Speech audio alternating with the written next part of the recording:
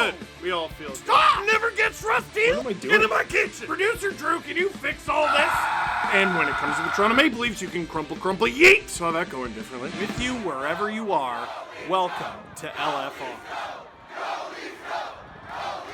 We're here in Stockholm. The Leafs went 2 for 2, but I don't have a victory puppy. I left them back home. Oh, are those Doritos? Yeah. Okay, I'm going to be the victory puppy. Here we go. Victory puppies! Oh, it was so close! So don't clap, I screwed it up. Guys, can you help me out with this one? Leafs win! 4-3 in overtime. Voices given out over the Minnesota Wild. Amazing hockey here in Stockholm. 4 games in 4 days, all decided by 1 goal. The only game that didn't go to at least overtime was the Leafs one against Detroit, and even that was a 2-0 comeback in the final minutes of the game, with the best line that the Leafs had, John Tavares, William Nylander, and Tyler Bertuzzi, which begs the question, why did they move off that line in the third period? It seemed like they were doing okay. It seemed like they had it together, but let's start from the beginning of the game. Joseph Woll gets the start in this one. No difference in the roster. John Merrill shoots it and... Wait, what the hell? Like, I thought Joseph Woll was going to make the save on that. It was Merrill's first of the season. Leafs are down 1-0. C'est dommage. It's up to the big line to have a big game. They had kind of a small game in game 1, but it's who else? Austin Matthews! Absolutely, to tie it up at 1. And before the end of the first period, it was Matthew. Nice!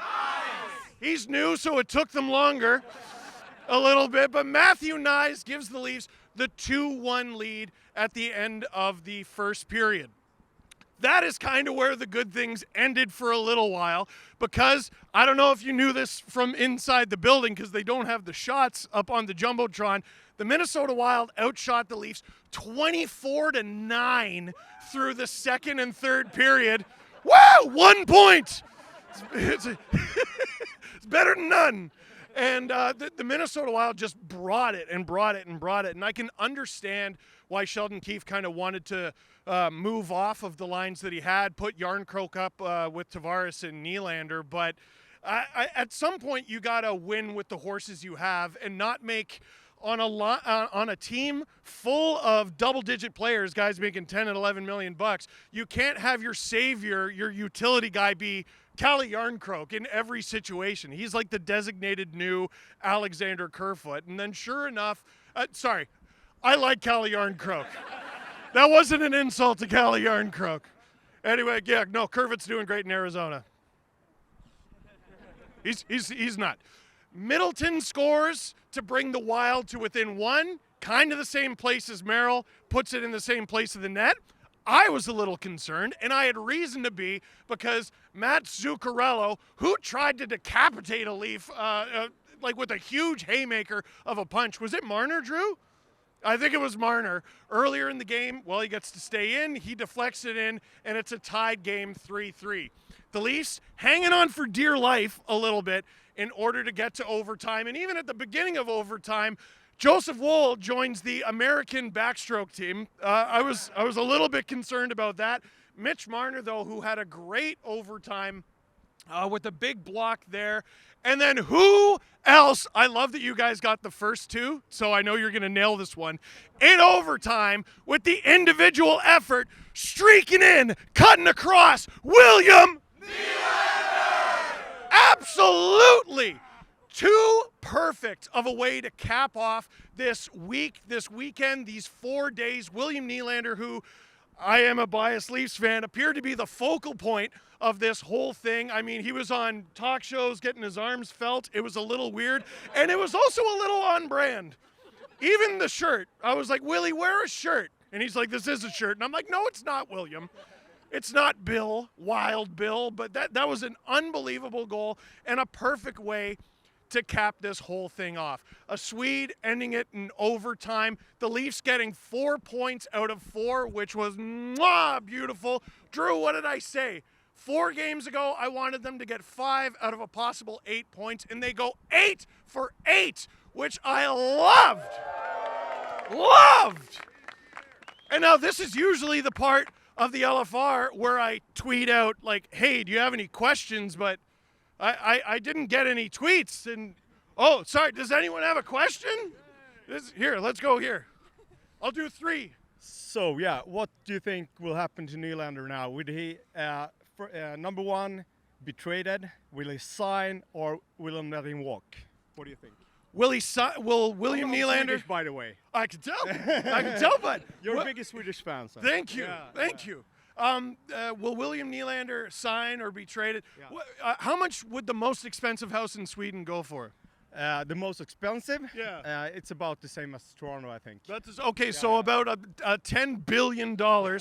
I'm sure by the end of this, William Nylander is going to be able to ask for whatever he wants. Okay. He's made himself too expensive to sign and at the same time unexpendable. Yeah. So whatever they have to do to figure out how to keep this near superhuman creature on the Toronto Maple Leafs, at this point, they have to do it. There are so many players who they talk about, like Toronto, they get all nervous or they don't like the people bother them. This is a guy who is not fazed by the spotlight. He embraces it, and you saw it in overtime of this game. So he's not the Pittsburgh Penguins? No, I will find Kyle Dubas if that is what happens. So would you pay like 12 or 13 million for Nylander? Kroner or Canadian dollars? Or American dollars? I mean, like, hey, like this is what it comes down to. At first, he was asking for too much, and at this point, I think he would be doing the Leafs a kindness if he stayed at his ask from the beginning of the season, which was 10 or 10 and a quarter, something like that. Because my argument was, guys like Timo Meier were signing for much less, and Nylander, while he had an amazing season last year, didn't quite have the track record. Turns out he's even better than he was last year. So if he goes for 10 and a quarter, I think that would be fantastic. Tack. Tack så mycket. Appreciate that. Second question. Here. You think Reeves or Klingberg get back in the lineup? Do I think Reeves or Klingberg get back in the lineup? Ryan Reeves is going to get in the lineup. Like Adam, Jesse, and I had this debate last year when Wayne Simmons had another year with the Leafs. They're like, do you think he's one of the Leafs' 12 best forwards? I said no, but that has nothing to do with it. Yeah. It's a long season, and even without injuries, you're going to need spares in your lineup. And every now and then, I think it's okay to bring them in for a boost. Yeah. But I think it's fair to say he's not one of the 12 best guys. Like Bobby McMahon has played pretty well. I got to see that game against the Vancouver Canucks where he had 2 points. Reeves will see the lineup again. Klingberg is a little bit more of a tragic story because I know he's had a terrible season, But last Saturday in Toronto, that game against Vancouver, he was good, and then he flies over to Sweden. Sheldon Keefe talks about that flight didn't do him any favors because he's got the bad hip. The really bad news for John Klingberg is he has to fly back. that or he's got to find a really fast boat, which I don't think is going to be any better. So will he get back into the lineup? It's possible. I think there are too many conspiracy theories with that and him going on LTIR. I believe it's genuine because he's on his second straight 1-year deal. And if he's not able to get back in the lineup, that could be it for his NHL career. Yeah. So he's over here in Sweden. He's not doing it to be a mascot. He's doing it because he wanted to play. He wanted to get in the lineup. So if he's not able to get in the lineup, it'll be a shame. And if he's ready to go, I think he can be a quality guy. But it turns out your hips are important. Very important. Fair Last enough. One. Let's go over here. Mustache. Or no. Sorry. Here, we'll do 2 more. We'll do 2 more. No, I wanted to get a girl in there. Do you think that Willie can keep it up? Do I think Willie can keep it up? Okay, well, so...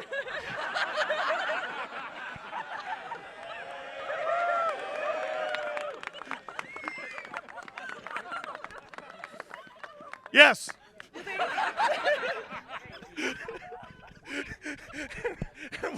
And final question. Big fan, by the way. Thank you very much. Greetings from Berlin. But how many bricks can Joseph Wool carry? Oh, man. I'm going to go with, after that last one, 69. I'm going to say 69. I was going to go with 1 brick for every single spectator in Globen. Oh, so 13,500. Something around there. Something along those lines. I think he can do it. Yeah, absolutely. You're the star of the show. You're the star of the show. Oh, my goodness. So, Leafs win 4-3 in overtime. Give us a goal, Leafs, go. Give us a goal, Leafs, go. Go, Leafs, go. Go, Leafs, go. Go, Leafs, go. Go, Leafs, go. Go, Leafs, go. Go, Leafs, so, go, Leafs, go.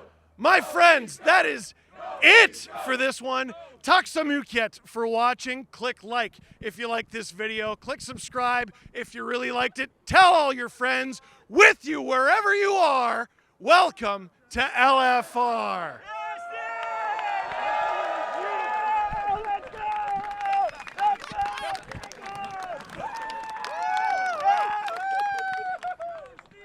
That was fantastic. Of course. Sure. Please. Oh, do you have a Anybody have a pen? Steve, I'm moving your bag. Oh, thank you. Drew, can you feel your hands? Oh, fucking frozen.